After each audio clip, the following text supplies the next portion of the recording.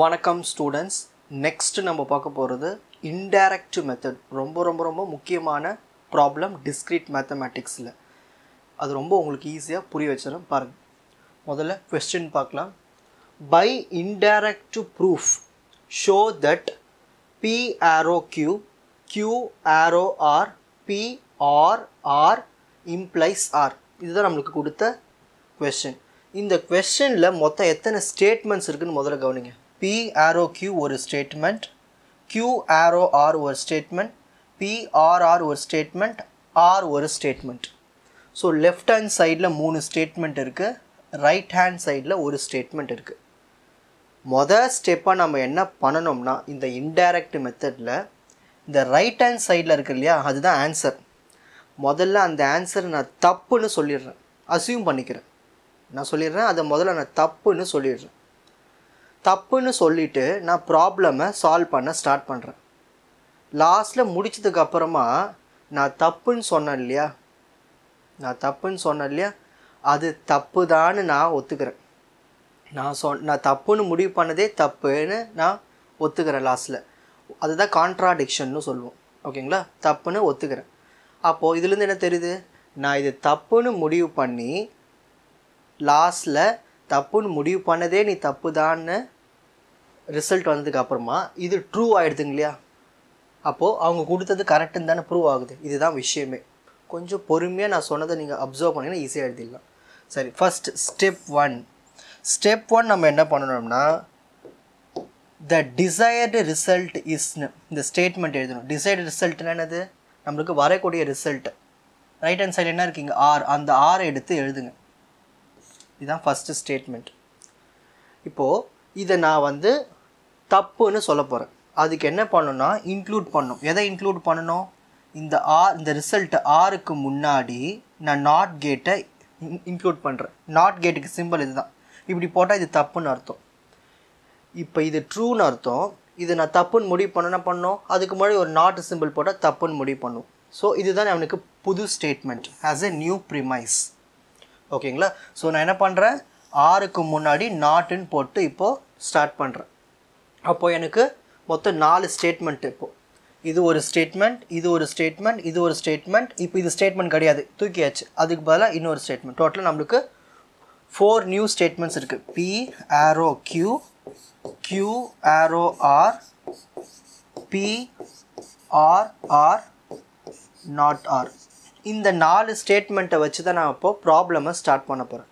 Start பண்ணி solve பண்ணும்போது லாஸ்ட்டில் எனக்கு நான் இதை தப்புன்னு எடுத்துக்கிட்டேன் இல்லையா, இந்த ஆன்சர் அது தப்பு தான், நீ எடுத்ததே தப்பு தான், அது ஆன்சர் கரெக்டாக தான் ஆகுது, நீ எடுத்தது தப்பு தான்னு நம்மளுக்கு ரிசல்ட்டை காட்டும். அதுதான் ஸ்டெப் டூ.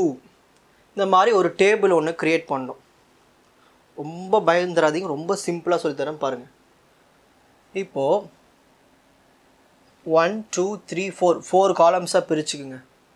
சரி, ஃபஸ்ட்டு காலமில் 1ன்னு போடுங்க. இது பேர் கண்டெய்னர், இது பேர் ஸ்டெப்ஸு, இங்கே ஸ்டேட்மெண்ட்ஸு, நம்ம யூஸ் பண்ணுற ரூல்ஸ்.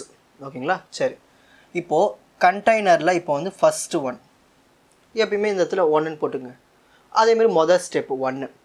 இப்போ நம்ம என்ன பண்ணோம்னா, இந்த 4 ஸ்டேட்மெண்ட்டில் ஏதாவது ஒன்று சூஸ் பண்ணலாம். இதை சூஸ் பண்ணலாம், இதை சூஸ் பண்ணலாம், இதை சூஸ் பண்ணலாம், இதை சூஸ் பண்ணலாம். நீங்கள் ஏதாவது ஒன்று சூஸ் பண்ணுங்கள். நான் இந்த Q arrow R சூஸ் பண்ணுறேன். சூஸ் பண்ணி இங்கே எழுதிட்டேன். ஓகேங்களா. இப்போ நான் 4 ஸ்டேட்மெண்ட்டில் இருக்கிறத பார்த்து அப்படியே தானே எழுதுனேன். ஸோ நான் அப்படியே பார்த்து எழுதுனேன்னா ரூல் Pன்னு இங்கே எழுதுங்க. என்ன எழுதணும், ரூல் Pன்னு எழுதணும். ஸோ இந்த 4 ஸ்டேட்மெண்ட்டில் இருக்கிறத அப்படியே நான் பார்த்து டேபிளில் காப்பி பண்ணேன்னா நீங்கள் என்ன பண்ணணும், ரூல் Pன்னு இங்கே எழுதணும். ஓகேங்களா. நெக்ஸ்ட் இப்போ கண்டெய்னரில் 2, அதாவது 2வது ஸ்டெப்பு. ஓகேங்களா. ஸோ செகண்ட் ஸ்டெப்பு கண்டெய்னரில் 2. இப்போ அடுத்தது நான் என்ன பண்ண போகிறேன்னா, இங்கே மேலே நான் அப்சர்வ் பண்ணணும். நான் மேலே ஒரு ஸ்டேட்மெண்ட் எடுத்தேன், Q arrow Rன்னு எடுத்தேன். இப்போ நீங்கள் என்ன பண்ணுன்னா, இந்த ஆரோக்கு பக்கத்தில் R இருக்குங்க இல்லையா, இந்த ஆருக்கு ஆப்போசிட் என்னது, நாட் ஆர். அந்த நாட் ஆர் தான் நீங்கள் சூஸ் பண்ணணும். அதாவது இங்கே இருக்கிற 4 ஸ்டேட்மெண்ட்ஸில் ஏதாவது ஒரு நாட் ஆர் எங்கே இருக்குதுன்னு பார்க்கணும். இதில் நாட் ஆர் இருக்கா, இல்லை, இதில் இருக்கா, இல்லை, இதில் இருக்கா, இல்லை, இதில் இருக்குது. அப்போ இப்போ இதை சூஸ் பண்ணணும். முதல்ல இதை சூஸ் பண்ணோம். இந்த க்யூக்கு ஆரோக்கு பக்கத்தில் இருக்கிற ஆருக்கு நாட் ஆரை சூஸ் பண்ணணும். ஓகேங்களா? ஸோ இப்போ இந்த ஸ்டேட்மெண்ட் எடுத்து அப்படியே பார்த்து நான் இங்கே எழுதிட்டேன். ஸோ நான் ஒரு ஸ்டேட்மெண்ட்டை அப்படியே பார்த்து எழுதுனேன்னா நான் என்ன பண்ணணும்? ரூல் பின்னு பண்ணணும். இங்கே கூட எக்ஸ்ட்ராவாக இந்த வேர்டு போட்டிருக்கேன்னா இது பேர் அடிஷ்னல் ப்ரிமைஸ். அதாவது இங்கே ஆர் இருந்ததை நான் நாட் ஆர்னு எடுத்தேன் இல்லையா, அதுதான் அதுக்கு பேர் எழுதுறேன் அடிஷ்னல் ப்ரிமைஸ். அதாவது நியூ ப்ரிமைஸ் தான் அடிஷ்னல் ப்ரிமைஸ். ஓகேங்களா? இது எப்பயுமே எழுதணும். சரி, இப்போது ஃபஸ்ட்டு ஸ்டெப்பும் செகண்ட் ஸ்டெப்பும் ஓவர். இப்போது தேர்டு ஸ்டெப்பில் நான் என்ன பண்ண போகிறேன்னா இந்த ஃபஸ்ட்டையும் இந்த செகண்டையும் ஜாயின் பண்ணி ஒரு புது ஃபார்முலாவை கொண்டு வர போகிறேன். சரி, இங்கே இருக்கிறது எல்லாமே ட்ரூ தான், ஞாபகம் வச்சுங்க. இங்கே இருக்கிறது எல்லாமே என்னது? ட்ரூ தான். சரி, ஃபஸ்ட்டு ஸ்டேட்மெண்ட்டையும் செகண்ட் ஸ்டேட்மெண்ட் க்யூ ஆரோ ஆர். ஃபஸ்ட்டு ஸ்டேட்மெண்ட் இருக்குது க்யூ ஆரோ ஆர். இது வந்து என்னது? ட்ரூ. நெக்ஸ்ட் நாட் ஆர், இதுவும் என்னது? ட்ரூ. நான் சொல்லிட்டேன் இங்கே எழுதுறது எல்லாமே ட்ரூன்னு நம்ம எடுத்துக்கணும். இது எல்லாமே ட்ரூ தான். சரி, ஒரு க்யூ ஆரோ ஆர் ட்ரூவாக இருந்து ஒரு நாட் ஆர் ட்ரூவாக இருந்துச்சுன்னா இதுக்கு ஆன்சர் என்ன எழுதணும்னா நல்லா கவனிங்க. இந்த ஆரோக்கு பக்கத்தில் இருக்கிற ஆரும் இங்கே நாட் ஆரும் இருந்துச்சுன்னா, அதாவது இது ரெண்டுமே ட்ரூ இந்த ஃபார்மேட்டில் இருந்துச்சுன்னா, இந்த ஆரோக்கு முன்னாடி என்ன சிம்பிள் இருக்குது? க்யூ. அந்த க்யூவை நாட்டு போட்டு எழுதணும், நாட் க்யூ. அப்போ அந்த நாட்டு க்யூவை எடுத்து நான் இங்கே எழுதியிருக்கேன். இப்போ புரிஞ்சுதுங்களா? இங்கே எழுதிட்டு நீங்கள் பக்கத்தில் இங்கே என்ன எழுதணும்னா, இப்போ பக்கத்தில் இதை நம்ம வந்து சால்வ் பண்ணி எழுதியிருக்கோம் புதுசாக. ஸோ புதுசாக எழுதும் போது நீங்கள் ரூல் டீன்னு இங்கே மென்ஷன் பண்ணணும். எதை யூஸ் பண்ணி எழுதுறீங்க? ஃபஸ்ட்டு ஸ்டெப்பையும் செகண்ட் ஸ்டெப்பையும் யூஸ் பண்ணி எழுதுதான் இங்கே மென்ஷன் பண்ணணும். First step second step use பண்ணி தான் எழுதியிருக்கேன். முடிஞ்சுதுங்களா? இப்போ நம்ம வந்து இன்னொரு விஷயமும் இங்கே பண்ணணும். இந்த ஸ்டேட்மெண்ட்டு யூஸ் பண்ணியாச்சு. யூஸ் பண்ணதுக்கப்புறம் இங்கே சும்மா பென்சிலை ஒரு டிக் பண்ணி வச்சுக்கோங்க. ஓகே, இது ரெண்டுத்தையும் நான் யூஸ் பண்ணிட்டேன். ஓகேங்களா? சரி, இப்போ புரியுதுங்களா? ஒரு க்யூ ஆரோ ஆர் ட்ரூ இருந்து இந்த ஆரோக்கு பக்கத்தில் இருக்கிற அந்த வேரியபிள் நாட் ஆர் அதுவும் ட்ரூவாக இருந்துச்சுன்னா நம்ம இந்த ஆரோக்கு முன்னாடி இருக்கிற அந்த வேரியபிளுக்கு நாட்டு போட்டு எழுதிக்கலாம். ஓகேங்களா? இப்போ புரிஞ்சுதுங்களா இந்த ஸ்டெப்பு? இப்போது அடுத்தது கவனிங்க. இப்போது தேர்டு ஸ்டெப்பு முடித்தாச்சு. இப்போது ஃபோர்த்து ஸ்டெப். இப்போ கண்டெய்னருக்குள்ளே புதுசாக ஒன்று வருது, ஃபோர்த்து ஸ்டெப். ஓகேங்களா? இந்த ஃபோர்த்து ஸ்டெப் நான் என்ன பண்ணணுன்னா, ஒன்ஸ் இப்போது தேர்டு ஸ்டெப்பில் வெறும் ஒரே ஒரு வேரியபிள் தான் இருக்குது. ஒரு வேரியபிள் வச்சு நம்மளால் ஒன்றும் பண்ண முடியாது. அப்போ நம்ம என்ன பண்ணோம்னா புதுசாக இந்த 4 ஸ்டேட்மெண்ட் வந்து ஏதாவது ஒரு ஸ்டேட்மெண்ட்டை கொண்டு வரணும். அதுக்கு நீங்கள் எப்படி கொண்டு வரணும்னா, இந்த தேர்டு ஸ்டெப்பு இங்கே தான் நிற்குது. இந்த தேர்டு ஸ்டெப்பில் என்ன வேரியபிள் இருக்குது? க்யூ இருக்குது. இந்த க்யூவே வர மாதிரி ஸ்டேட்மெண்ட் எடுத்துகிட்டு வரணும். ஸோ இதில் க்யூ எங்கே இருக்குது? இங்கே இருக்குது. இது ஏற்கனவே எடுத்துகிட்டு வந்தாச்சு, புதுசாக எடுத்துன்னு வரும். இங்கே ஒரு க்யூ இருக்குது. அப்போ இப்போ இந்த வாட்டி பி ஆரோ க்யூவை கொண்டு வரும் உள்ள. அப்போ ஃபோர்த்து ஸ்டெப்பில் நான் என்ன பண்ண போகிறேன்? பி ஆரோ க்யூவை கொண்டு வரேன். அதில் தான் கண்டெய்னர் 4 எதுவுமே யூஸ் பண்ணல, வெறும் புதுசாக இப்போ உள்ளே வருது. புதுசாக ஒரு ஸ்டேட்மெண்ட் கொண்டு வந்தேன்னா அதை நான் என்ன பண்ணணும்? ரூல் பின்னு மென்ஷன் பண்ணணும். அதுதானே ரூலு? ஓகே, மென்ஷன் பண்ணியாச்சு. இப்போ அடுத்த ஸ்டெப் பார்க்கணும். இப்போ அடுத்த ஸ்டெப் நான் என்ன பண்ண போகிறேன்னா, இந்த ரெண்டு ஸ்டெப்பை பாருங்கள் கொஞ்சம். நீங்கள் பி ஆரோ க்யூ இருக்குது, பி ஆரோ க்யூ, அப்புறம் இங்கே நாட் க்யூ. நான் முன்னாடி சொன்ன மாதிரி தான் இங்கே இருக்குது எல்லாமே ட்ரூ தான். இதுவும் ட்ரூ, இதுவும் ட்ரூவாக இருந்துச்சுன்னா இங்கே பாருங்கள், இந்த ஆரோக்கு பக்கத்தில் இருக்கிற க்யூவு அது நாட் க்யூ இந்த மாதிரி ஃபார்மேட்டில் இருந்துச்சுன்னா நம்ம என்ன பண்ணோம்? இந்த ஆரோக்கு முன்னாடி இருக்கிற சிம்பிள் பி போட்டு அதுக்கு முன்னாடி நாட் போட்டுடணும். அதை தான் நான் அந்த 5வது ஸ்டெப்பில் எழுதியிருக்கேன். இங்கே புதுசாக 5வது ஸ்டெப்புன்னு போடணும். கண்டெய்னருக்குள்ளே நம்ம என்ன மென்ஷன் பண்ணணும்னா, தேர்டு ஸ்டெப்பு ஃபோர்த்து ஸ்டெப்பை பயன்படுத்தி தானே நம்ம இந்த 5th ஸ்டெப்பு கொண்டு வந்தோம். அப்போ கண்டெய்னர் வேல்யூனா இருக்கீங்க 1 to 4. ஸோ 1 to 4 நீங்கள் சேர்த்து எழுதணும். இங்கே பக்கத்தில் நீங்கள் என்ன எழுதணும்னா ரூல் டி எழுதணும். ஏன் ரூல் டி எழுதணும்? இதை நான் வந்து என்ன பண்ணேன்? இதை ரெண்டு சால்வ் பண்ணி தானே கொண்டு வந்தேன். ஸோ ரூல் டி எதை சால்வ் பண்ணி? 3வது ஸ்டெப்பையும் 4வது ஸ்டெப்பையும். அதுக்கு பேர் தான் மாடஸ் போனன்ஸ்னு எழுதணும். ஓகேங்களா? இதை நீங்கள் மென்ஷன் பண்ணாலும் ஒன்று தான், பண்ணலாம் ஒன்று தான். சரி, இந்த 5வது ஸ்டெப் வரைக்கும் புரிஞ்சுதுங்களா? இப்போது எதெல்லாம் டிக் பண்ணோம், இது ரெண்டுத்தையும் யூஸ் பண்ணி தான் இதை சால்வ் பண்ணேன். அப்போது இந்த ஸ்டேட்மெண்ட் யூஸ் பண்ணியாச்சு, இதையும் யூஸ் பண்ணியாச்சு. ஓகேங்களா? இப்போ அடுத்தது 6வது ஸ்டேட்மெண்ட். அதாவது இங்கே வெறும் ஒரே ஒரு வேரியபிள் தான் இருக்குது, பி மட்டும்தான் இருக்குது. அப்போ நான் புதுசாக ஒரு ஸ்டேட்மெண்ட்டை உள்ளே கொண்டு வரணும்.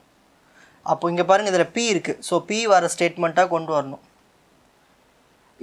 இதுலேயும் பி இருக்குது, இதுலேயும் பி இருக்குது. இதுதான் ஏற்கனவே கொண்டு வந்தாச்சு. இப்போது இதை புதுசாக கொண்டு வரும், பி ஆர் ஆர். ஸோ அதை கொண்டு வந்து இங்கே எழுதிடும். அதான் புது ஸ்டெப்பு, 6வது ஸ்டெப்பு. கண்டெய்னருக்குள்ளே புதுசாக 6வது ஸ்டெப் வந்துடுச்சு. இப்போது அப்படியே அங்கே ஸ்டேட்மெண்ட்டை பார்த்து தானே எழுதுனேன். அப்போ பார்த்து எழுதுனா நம்ம என்ன பண்ணணும், ரூல் பின்னு இங்கே மென்ஷன் பண்ணணும்.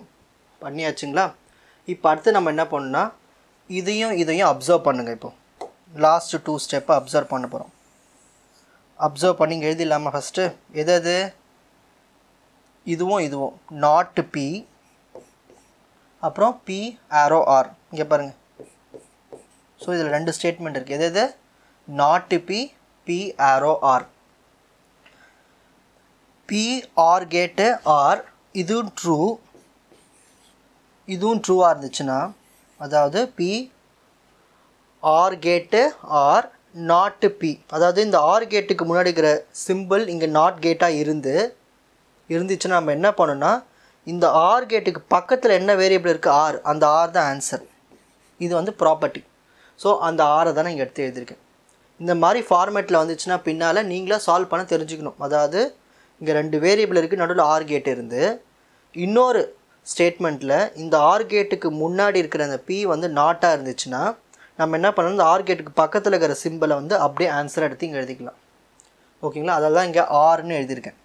அப்போது இது வந்து 7வது ஸ்டெப்பு. இந்த 7வது ஸ்டெப்பு நான் எதை பயன்படுத்தி எழுதினேன், 5th ஸ்டெப்பும் 6th ஸ்டெப்பும் பயன்படுத்தி எழுதினேன். அதில் கண்டெய்னர் என்ன இருக்குது, 1 2 4 6. அதான் இங்கே 1 2 4 6 இங்கே மென்ஷன் பண்ணியிருக்கேன். அதே மாதிரி இங்கே ரூல் டீன்னு ஏன் மென்ஷன் பண்ணேன், புதுசாக கொண்டு வந்தேன் சால்வ் பண்ணி. அதாவது ரூல் டி இது எதை யூஸ் பண்ணி கொண்டு வந்தேன், 5th ஸ்டெப்பு 6th ஸ்டெப்பு, அதை எடுத்து இங்கே எழுதியாச்சு. ஸோ இவ்வளோ ஸ்டேட்மெண்ட்ஸை டிக் பண்ணிகிட்டே வரணும், பென்சிலில் டிக் பண்ணிகிட்டே வாங்க. இப்போ அடுத்தது பாருங்கள். இப்போது இதில் நீங்கள் உஷாராக கவனிக்கணும். இப்போ புதுசாக இங்கே பாருங்கள், இதில் வந்து ஆர்னு ஒரு ஸ்டேட்மெண்ட் வந்திருக்கு. அதையும் டிக் பண்ணிடலாம், ஏன்னா இதுதான் ஆன்சரு. ஓகே, இதுதான் ஆன்சர். இப்போதைக்கு ஆர் தான் ஆன்சர். இப்போ நான் என்ன பண்ண போகிறேன்னா இந்த ஸ்டேட்மெண்ட்டை பயன்படுத்தணும். ஏன்னா இதுதான் இன்னும் நான் பயன்படுத்தாமல் இருக்கேன், 7th ஸ்டேட்மெண்ட். இப்போது இந்த ஆரையும் இதே மாதிரி ஆறு, இதுக்கப்புறம் இங்கே பாருங்கள், இதில் ஏதாவது ஸ்டேட்மெண்ட்ஸ் பயன்படுத்தாமல் இருக்கா? இல்லை, எல்லாமே பயன்படுத்தியாச்சுன்னா இப்போ நம்ம இதோட ப்ராப்ளம் ஸ்டாப் பண்ணக்கூடாது. இந்த 7th ஸ்டெப்பில் ஆன்சர் வந்தது இல்லையா, அதையும் நம்ம வந்து டிக் பண்ணணும். அதாவது அதையும் சால்வ் பண்ணணும் ஏதாவது யூஸ் பண்ணி. அப்போ அதுக்கு என்ன பண்ணலாம், இந்த 6 எடுத்து இந்த 4ல் ஏதாவது ஒன்று சூஸ் பண்ணுங்க பார்க்கலாம். இதில் ஏதாவது ஒரு ஸ்டேட்மெண்ட்டு யூஸ் பண்ணிக்கலாம். இதில் 6 எங்கெல்லாம் இருக்குது, இங்கே இருக்குது, இங்கே இருக்குது, இங்கே இருக்குது. இதில் ரொம்ப சிம்பிளஸ்ட் ஃபார்ம் இந்த ஆர் தான். ஸோ இதை எடுத்துக்கலாம், நாட் ஆர். நீங்கள் எது வேணால் எடுத்து யூஸ் பண்ணிக்கலாம், நாட் ஆர். நான் என்ன பண்ண போகிறேன்னா 7th ஸ்டெப்பில் இருக்கிற ஆரும் அப்புறம் 2nd ஸ்டெப்பில் இருக்கிற நாட் ஆரும் சூஸ் பண்ணுறேன். இதுவும் சூஸ் பண்ணிக்கிறேன். அப்போது இது ரெண்டுத்தையும் நான் சூஸ் பண்ணுறேன். என்னது, ஆரையும் நாட் ஆரையும் சூஸ் பண்ணுறேன். அதுக்கு என்ன பண்ணுறேன், ஆண்ட் கேட்டு போடுறேன். இந்த சிம்பிள் வந்து ஆண்ட் கேட், புரியுதுங்களா? இந்த நாட் ஆரையும் இந்த ஆரையும் சேர்த்து நான் ஒரு ஆண்ட் கேட்டு போடுறேன். அப்போது இது ரெண்டுத்தையும் நான் யூஸ் பண்ணியாச்சு. அப்போது இந்த புது ஆரை நான் யூஸ் பண்ணியாச்சுங்க இல்லையா? சரி, இப்போ நீங்கள் மென்ஷன் பண்ண இது 8வது ஸ்டெப்பு. கண்டெய்னருக்குள்ளே இதெல்லாம் வரும். இங்கே லெஃப்ட் சைடில் என்ன இருக்கீங்க, 2, கண்டெய்னருக்குள்ளே 2 வரும். அப்புறம் இதோடைய கண்டெய்னரில் 1 2 4 6. ஸோ 1 2 4 6. ஏன்னா திரும்ப 2 2 வாட்டி எழுத தேவையில்லை. ஸோ 1 2 4 6 எழுதுனா போதும். இது வரைக்கும் இது புரிஞ்சுதுங்களா? இப்போது ரூல் டீயை நான் இங்கே மென்ஷன் பண்ணியிருக்கேன் நான். ஏன்னா இது ரெண்டுத்தையும் நான் புதுசாக ஒரு ஃபார்முலா க்ரியேட் பண்ணி இங்கே எழுதியிருக்கேன். ஸோ எந்த ஸ்டெப்பு, 2nd ஸ்டெப்பையும் 7th ஸ்டெப்பையும். So 2, same. இங்கே லாஸ்ட்டில் கான்ட்ராடிக்ஷன் ஒரு வேர்டு ஏன் எழுதுனேன்னா, இங்கே பாருங்கள்.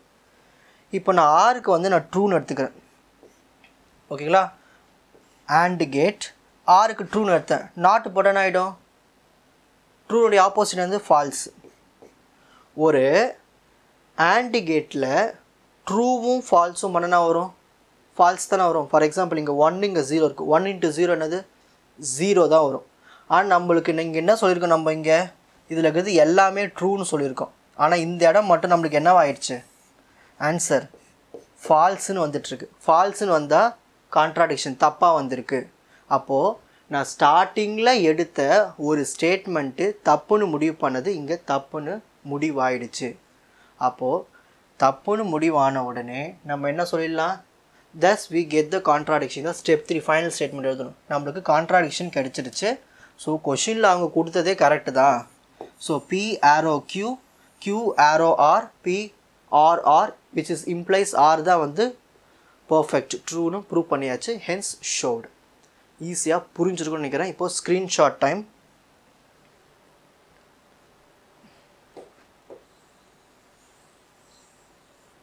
Okay, step 1, step 2, step 3. உங்களுக்கு இந்த கண்டென்ட் ஈஸியாக புரிஞ்சிருக்கும்னு நினைக்கிறேன். வாட்ச் அதர் எபிசோட்ஸ் இன் த appropriate playlist. Four G silver academy strength success directive. வணக்கம்.